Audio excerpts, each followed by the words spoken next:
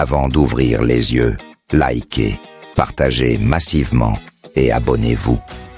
C'est le seul moyen de briser le monopole de l'ignorance et de nous soutenir. Si l'on accepte que tout est énergie, alors celui qui la contrôle possède le monde. Nous vivons la plus grande bascule de l'histoire, la fin des empires du pétrole. Les pétro-États vacillent pendant que les États électriques prennent le pouvoir. La Chine verrouille 90% des minerais critiques, lithium, cobalt et terres rares.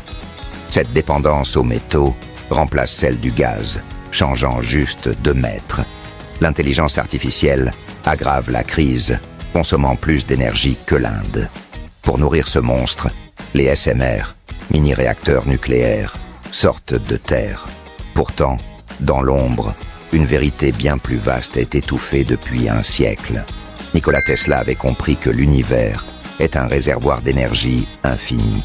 Il voulait capter l'électricité atmosphérique pour la distribuer gratuitement. Sa tour de Wardenclyffe a été détruite, car on ne peut taxer ce qui est libre. Aujourd'hui, nous subissons une rareté organisée pour maintenir des profits colossaux. On nous vend une transition verte qui repose sur l'esclavage minier moderne. La véritable révolution n'est pas de changer de carburant, mais de changer d'air.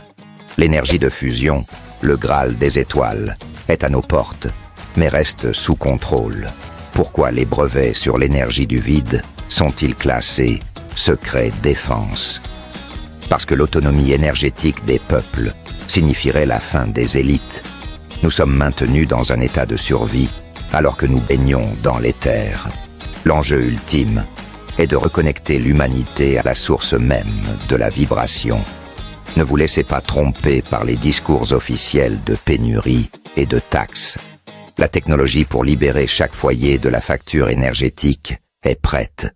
L'énergie est la monnaie de l'univers et votre souveraineté est son seul prix. Brisez vos chaînes.